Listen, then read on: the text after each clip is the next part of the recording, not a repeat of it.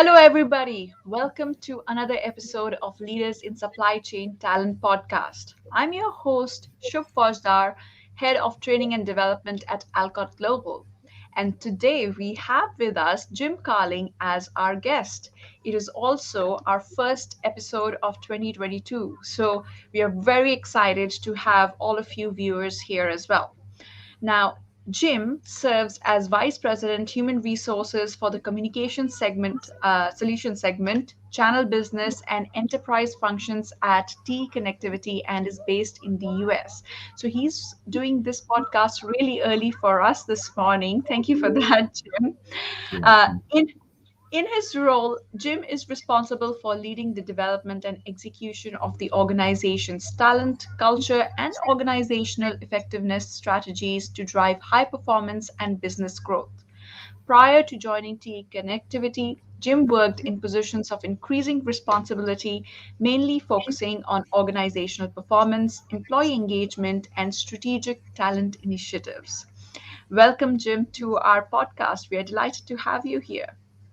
Thank you very much, Shubh. I'm excited to join you today.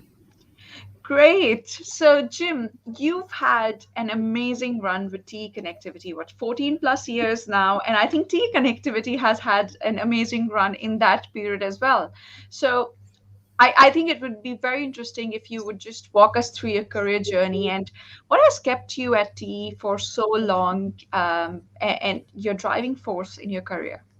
Yeah, absolutely. So when I think about my career, I think about it in two ways. From like 1996 to 2008, I call that the first half of my career.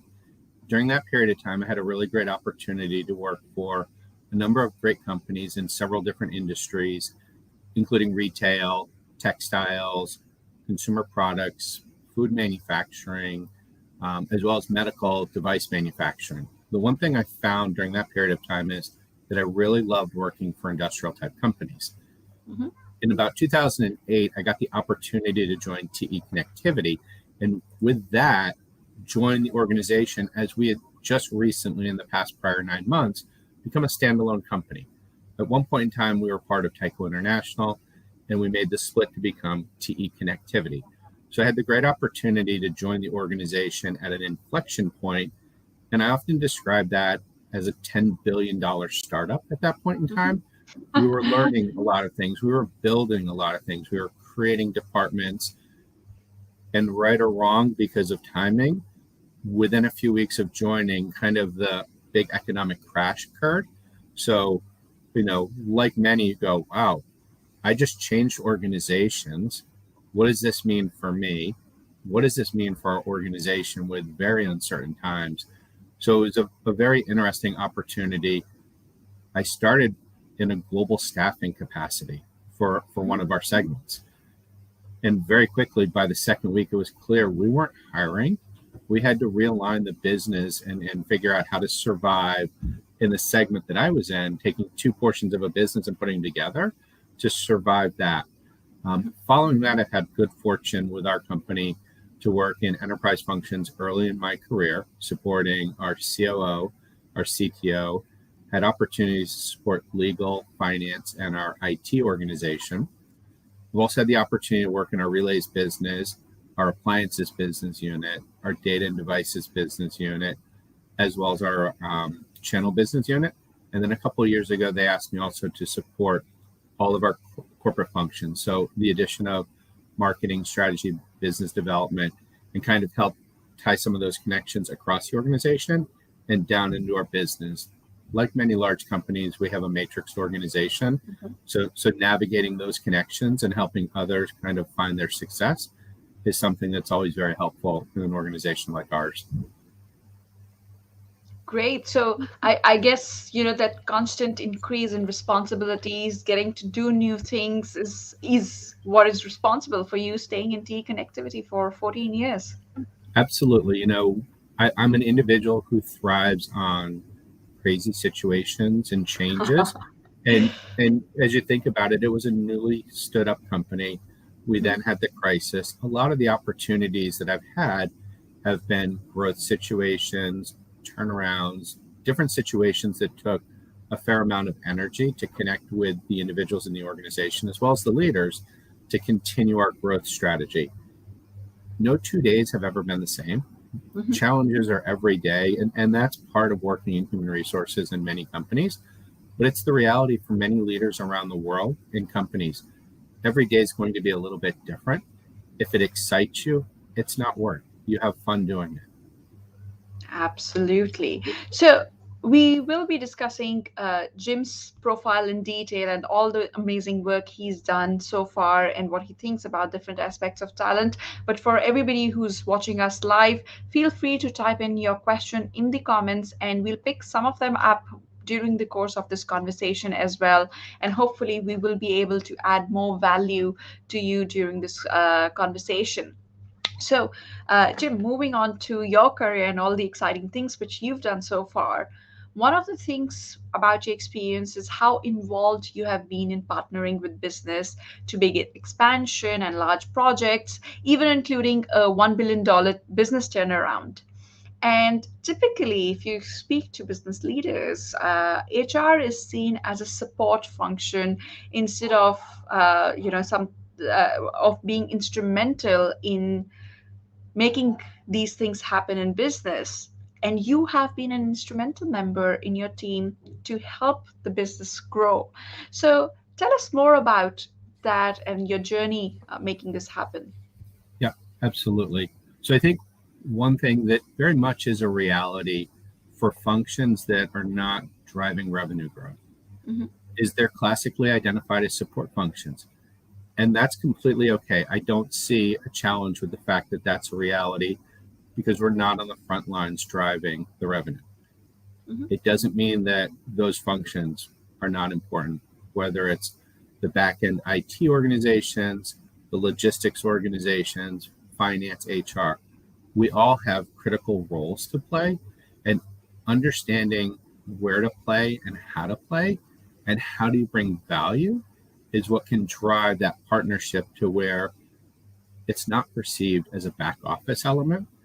Now every organization has elements depending on where you are in your career journey where it may feel more like support, but there's always opportunities for us to lean in and find value and help our leaders and our organizations find success together. Mhm. So, look, I would like to go into the granular details and the practical Absolutely. tips here. Yeah. So, I'm going to ask you what practical tips you would give to fellow talent leaders, HR professionals, and at the same time to Absolutely. companies as well, because it's both the sides, having that relationship to have this synergistic kind of partnership where HR and talent can be a maximizer of business instead of being a back end function. Yeah, absolutely. So where I'll start is maybe take everyone through some of the experiences for how we managed through the turnaround, to give you some insights into the connectedness from HR to the business. And then I'll probably jump into the practical tips if that's okay. Yeah. Because I do think the examples are really important for people to understand and it kind of brings some of this to life. So when I think about the $1 billion turnaround, it was a business that had products that were very successful. For a couple of different market condition reasons, the business had slipped a little. So as I joined the organization, there was a lot of questions and worries in the minds of the employees in the business unit. And there were a little over 13,000 employees around the world in this business. At one point, it was projected to be north of $1 billion, and it was, a couple $100 million short of that. As I joined the organization, one of the first things I did in this business unit was an organizational assessment. So I spent time going out and talking to almost 1,000 employees within the organization, just to understand from their point of view what was going on, how they were feeling about things, and quite honestly, ask them for recommendations for improvement and ask them, kind of what worried them, and they were very honest with, hey, we're worried about the future of this business. Will we shut it down? Will it be sold? Will we lose our jobs? A lot of natural questions. So during the discussions, what was interesting, I'd been with our company for probably about 7 or 8 years at that point in time. I always got one really simple question. And the first time they asked, it caught me off guard, but it was, why did you join our business? We have so many challenges and we're not doing well. Why would you change from the business you were in that was doing extremely well to come work with us? And for me, it provided a great opportunity to demonstrate my confidence in the business, share the confidence of our leadership for the business and for the strategy. It gave me the opportunity to talk about redefining and redeploying the strategy and looking at where we wanted to go into the future. And most importantly, following that question, it allowed me the opportunity to ask for their help and support as we made some difficult choices to help turn the business around. Mm-hmm. In a lot of ways, as I finished up these discussions, and they took me about 90 days to travel around the world and talk with everybody, I was able to summarize a lot of rich insights and themes from those discussions. And those were extremely beneficial to the leadership team as we thought about how to get the business turned around. Additionally, in my own little way, by having these conversations and asking people for their input, it started the healing process. And it helped us start to look forward to what the future would have versus the recent past. One of the things that I'm a huge fan of is I'm a big fan of understanding the culture and looking at ways to improve the culture. This was a business situation, and a lot of times when you use a culture survey, it costs some money.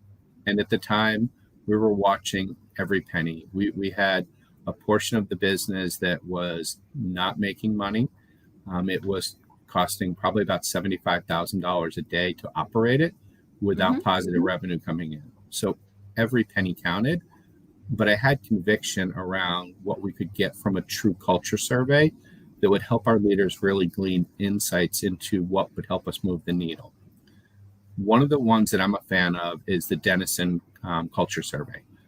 There are a lot of culture surveys out there that can help organizations, but the Denison is one that I've used a number of different times.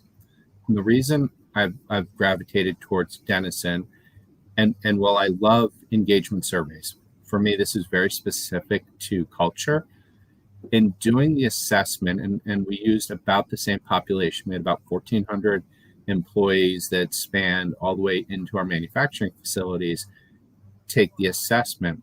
What we found was two critical areas, two of the four buckets of information under the Denison framework that needed focus. One in adaptability and two in mission. And we had very clear data for what the insights looked like and what the organization was asking for.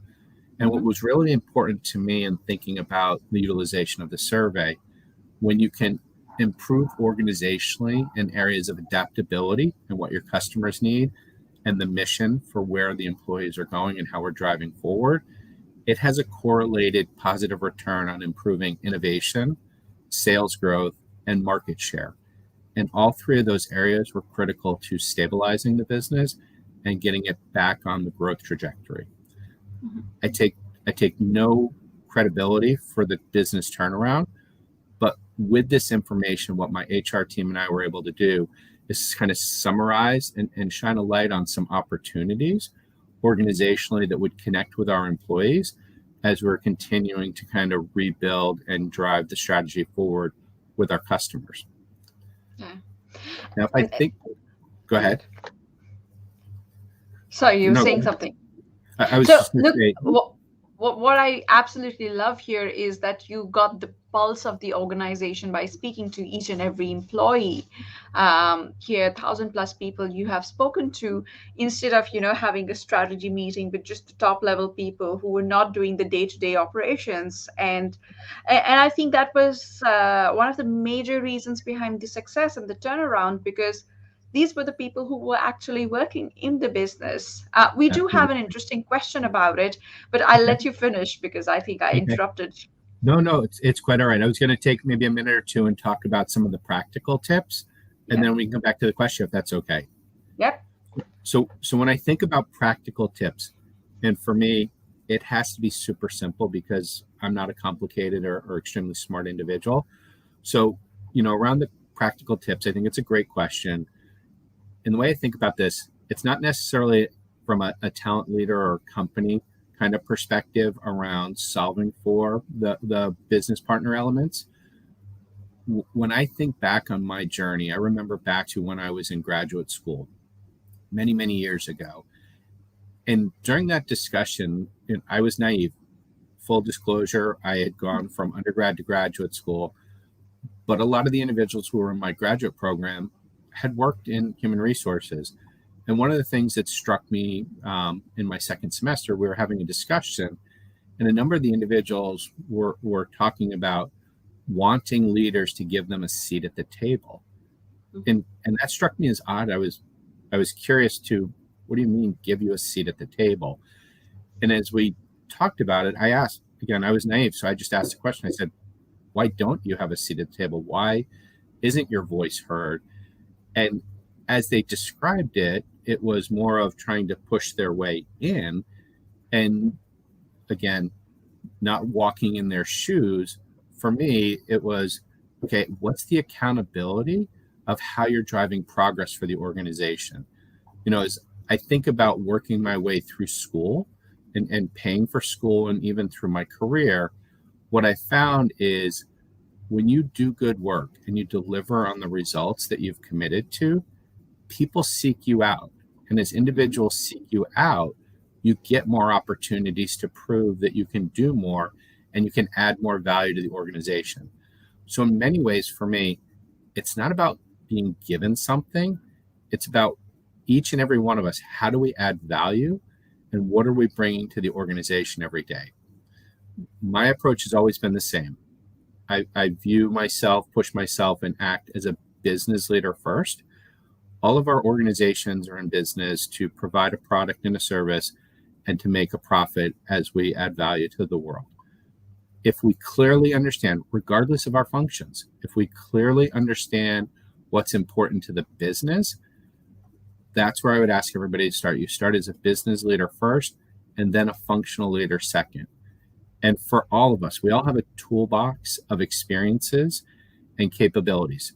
Again, it doesn't matter if you're in operations, sales, marketing, HR, finance. We all have a toolbox. The value, when you understand the business, we each understand where we can reach into that toolbox and pull out the most important tool that can help fix or generate further growth for the organization. So let me pause there, Shubin, and we'll circle back to the question. So, Jim, love this. You are a business leader first and a functional leader second. And I think this can be such a simple mantra for people coming from any of the functions. Like, you don't need permission to think about the business. You can take that in your hands, and then the business will start viewing you as a partner instead of waiting for them to approach you to help them with the business. So absolutely loved the way you summarized it. Now, the second thing I actually liked, which you mentioned about your example with the turnaround, is employing the survey to get the pulse of the organization for the culture and the engagement. But at the same time, you spoke to people. You went down, and in 90 days you had these conversations with different people. So our question from our viewer is around the same lines. I can't see the name of this person, but the person is asking, talking to 1,000 employees, wow, how did you manage that, and how did you make sense of all the data and feedback which you collected through these conversations? Yeah, so that's a great question. My starting point was wanting to learn the organization. So naturally, talking to people helped me learn the organization. It wasn't difficult to find themes. I didn't have to go searching for themes. I didn't have to kind of create the journey. Through the conversations, it was very clear, what's our strategy? What is our future? What can we do to help? Leadership alignment. Again, that business had gone through a number of changes, so there were still elements of putting two businesses together, their identity, and even in an established business, when they slip and have challenges, elements of identity can be called into question. So for me, I had 4 or 5 questions that were very simple, and I just let the audience take it wherever they want. I remember I had one discussion in Harrisburg, Pennsylvania, with individuals from our supply chain. I had about 14 or 15 people in the room. Their collective years of service to the company were over 400. And they gave me a lot of rich insights from their point of view. When I met with the supply chain team in Asia a few weeks later, fewer years of experience, very, very similar, rich insights, but also some new ones. So, in taking all of the insights, what it allowed me to do is create some initial themes.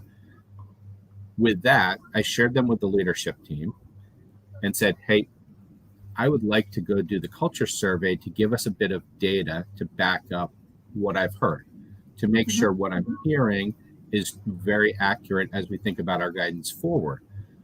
And again, it was a tough cost situation. And the answer was, we can't afford to invest in that. I said, thank you. And I went and figured out how to spend the money anyway. When that first came up, the president that I worked for was not happy with the fact that we'd spent the money.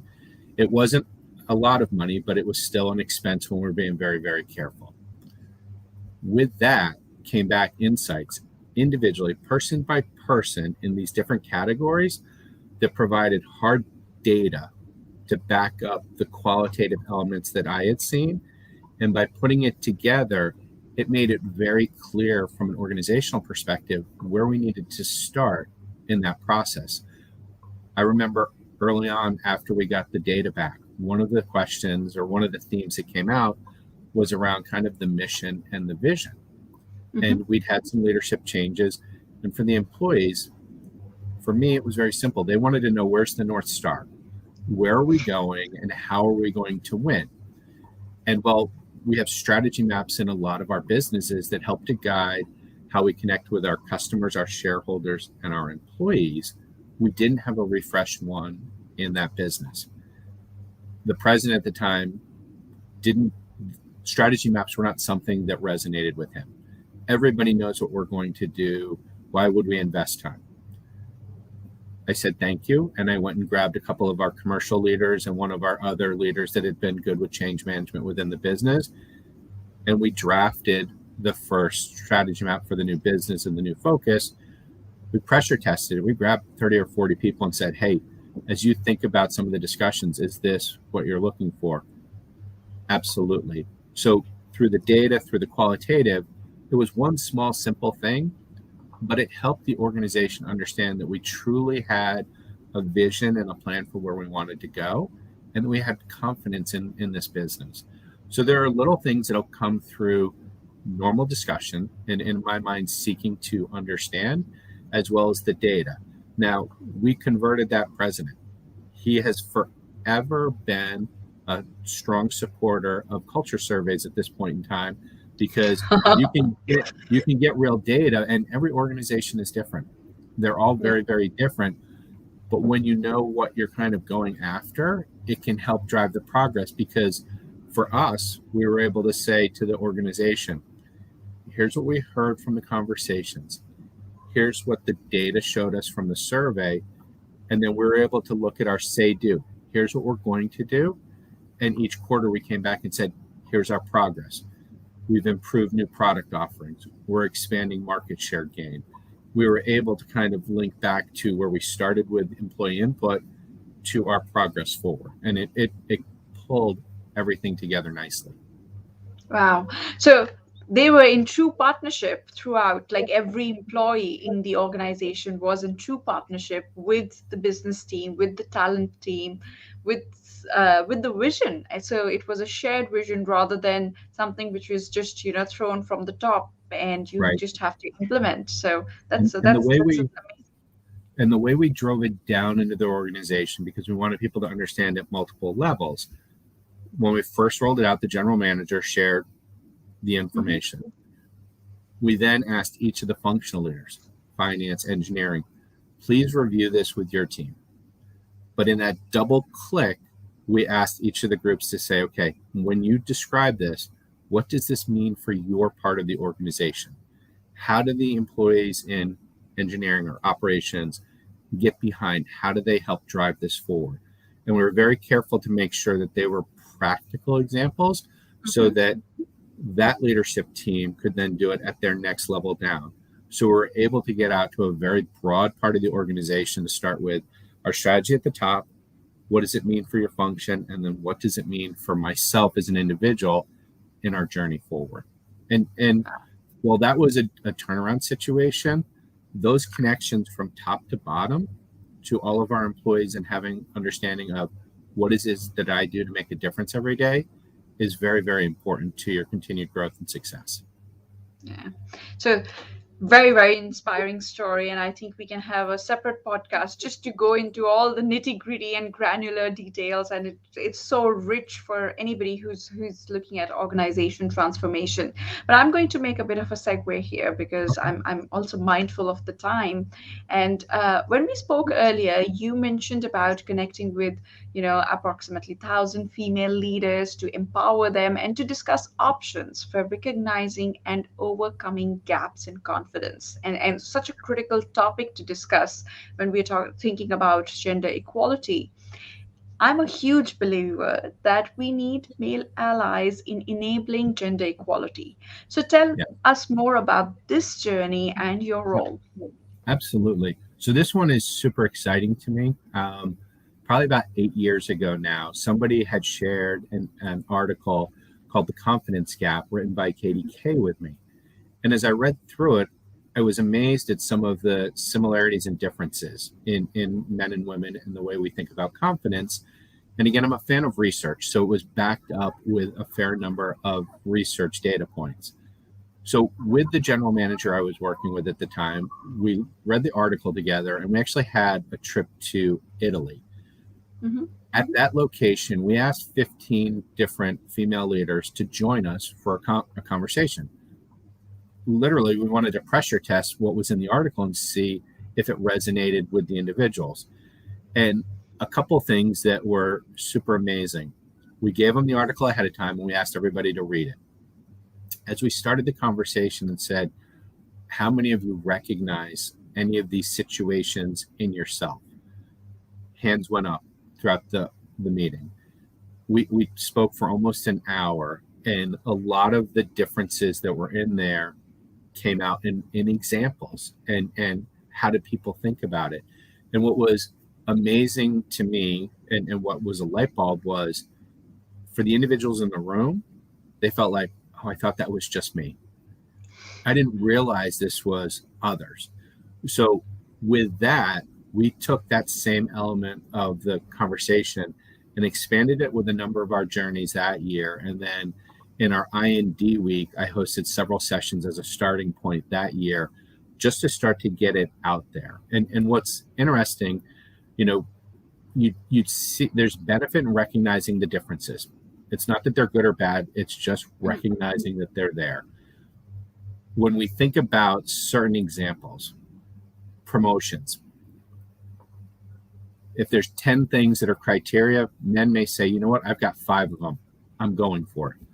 Women may say, hey, I've got 8 out of 10. I'm not sure I'm ready for it. Yeah. And in the eyes of the organization, we may say, most qualified individual, I wonder what's going on. Other examples that have come up time and again would be in a meeting. A female will offer a thought and the meeting moves on. 5 minutes later, somebody else offers the same thought. That's an amazing idea. It's effectively, in some ways, the same idea. If you've got an advocate in the room and as leaders, if you're watching for that, you can quickly correct it and say, hey, let's circle back. Shub had a great idea a few minutes ago. Shub, tell us more about that. And bring the fact back to offered the right idea. Even as recent as yesterday, I was in a meeting with some senior leaders and had an individual ping me through instant messaging saying, hey, it's really hard to get my voice in here in this group. And at the next pause, I said, hey, we have a new person to the group. Let's focus on what they have to think about. Incredible observations that took it in a different direction. So that's a phenomenal body of research. The other thing that, and I give credit to part of my team in China 2.5 years ago, I've also been a fan of strength finders for a very long time. I've used that for over 15 years with organizations. And while I would lead conversations focused on just the confidence gap, and those would be very rich discussions and where we explore how to find advocates and how to put plans in place. When I was in China a couple of years ago, I was meeting with about 65 female leaders there. We had the confidence gap discussion, and then with our women in networking group, which is about another 70 people, later that day, I led a discussion on the confidence gap, or on strength finders. At the conclusion of the meeting, one of the women who'd been in both programs came up and said, Jim, if there's a way to put both of those together, please do so.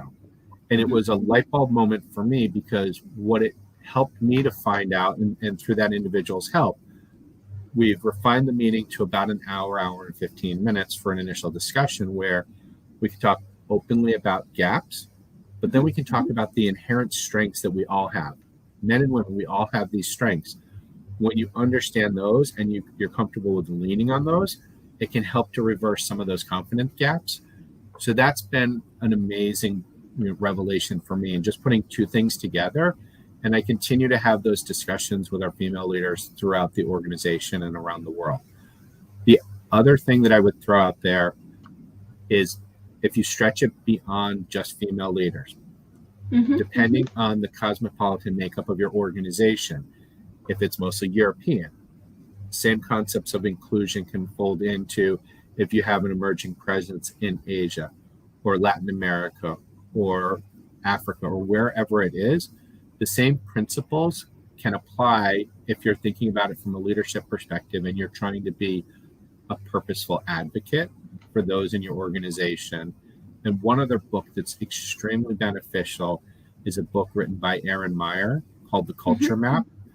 And it's a phenomenal book that outlines 9 different paradigms of interactions, region to region in different parts of the world. And to understand the differences between how engineers may process and think about solutions in Europe versus Asia versus the Americas is very important if you're leading a cross-functional team. So again, those would be phenomenal resources for each and every one to consider. Yeah. And now that you're saying, talking about books, when you were earlier talking about the whole confidence gap and giving examples, there's an excellent book I've read, and I think every woman leader and male leader should read it. It's called How Women Rise by Marshall Goldsmith and Sally Yes, Helgeson. absolutely. Phenomenal book. It has 12 such easy tips, and honestly speaking, I could relate to all 12 of them, and I got all my Absolutely. girlfriends to read that book, and people could relate to that. Absolutely. Because those 12 simple tips, and it's a phenomenal book, help to get past that confidence piece. They give a very simple and practical thing to lean on to create your own individual path forward. Yeah, so amazing book for all the viewers. If you're interested in reading more about it, it's one of the must reads for anybody who is looking at gender equality at work, and especially for all the women. So, Jim, now based Yes. on your experience, and now I'm going to just shift the gears and talk Okay. about the skills, etc. Which skills, as a talent leader, whether they are technical or soft skills, do you believe are the most important for a professional to get into senior level leadership roles Yep. now as well as in the coming years? Absolutely. So I'll start with I wouldn't advocate senior leadership should be your destination. And let me explain that. In the first part of my career, like many, it was career ladder. How do I climb? How fast can I go? How far up can I go? And about 15 years ago, unfortunately, my wife and I lost our first son. And while I would never wish that unfortunate situation on anyone, what it did for us was it helped to rebalance priorities. What was really important for us? And for us, the focus on family and balancing more of kind of the drive for where we wanted to go and what we wanted to do became more of a focus. As I joined TE, and I joined TE just after that point in time, I had a renewed focus and a renewed energy with, hey, I've come in as a senior manager. It's a mid-level management role.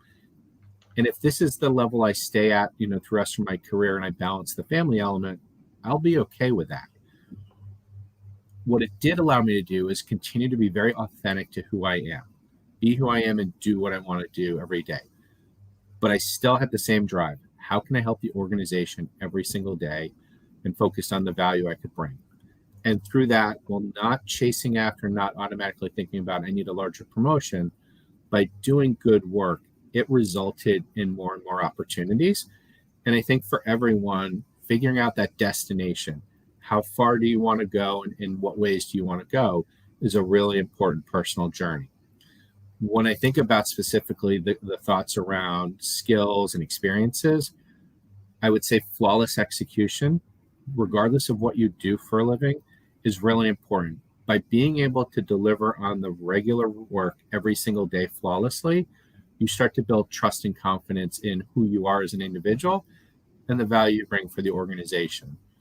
I would say open and honest and transparent communication are always extremely beneficial, whether it's celebrating successes, whether it's acknowledging challenges, or even asking for help. And it's totally okay to ask for help. Another thing that's really important to me that I see leaders and individuals do is seek to understand. Mm-hmm. Ask questions, embrace advice, appreciate the lessons learned from others that have walked in the shoes before you, and understand where the organization is going. Another one, deliver results. And I would tell everyone, please do not confuse activity with accomplishment. There's a lot of work that we do on a day-to-day basis that is important, but it may not help to drive results. So be clear on the priorities that help to drive results. And the other thing I think about in that space is we all have a say-do ratio. If you say you're going to do something, did you do it? Think about holding yourself to a very high standard on delivering on your say-do. I would also tell everyone, identify individuals that can be a sounding board for you. Mm-hmm. A lot of times I'll talk to individuals and they'll say, I need mentors.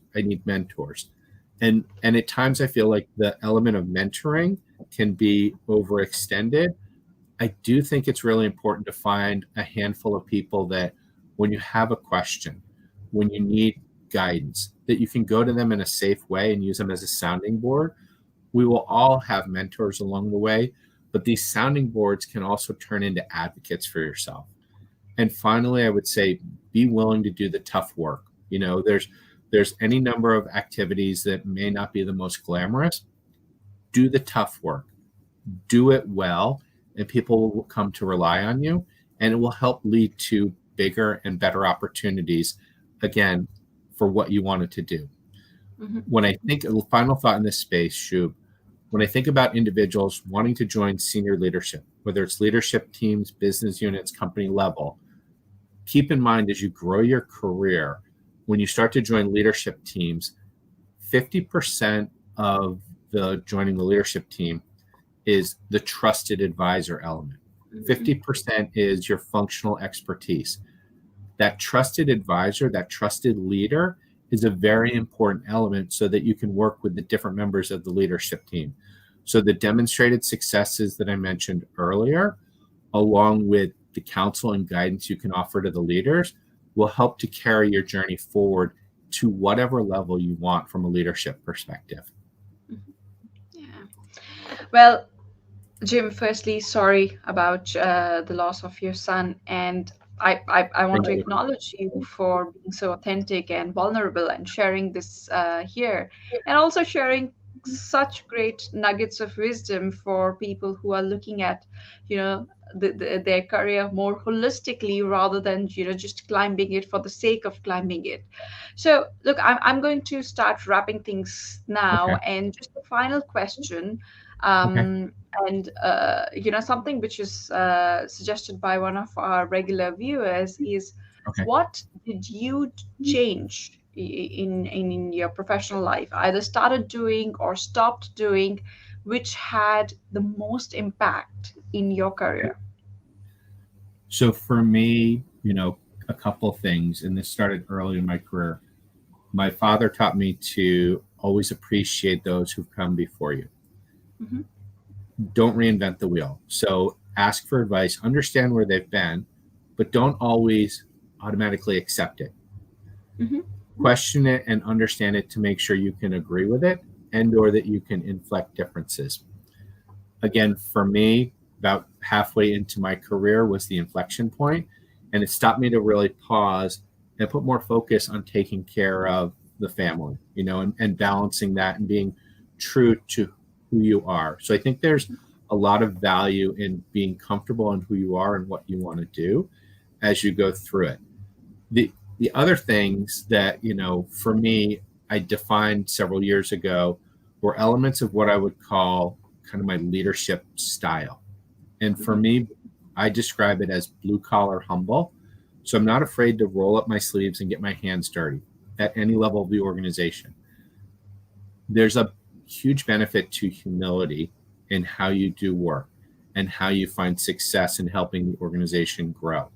So blue collar humble is something for me that over the last 10 or 15 years has resonated with who I want to be as a leader.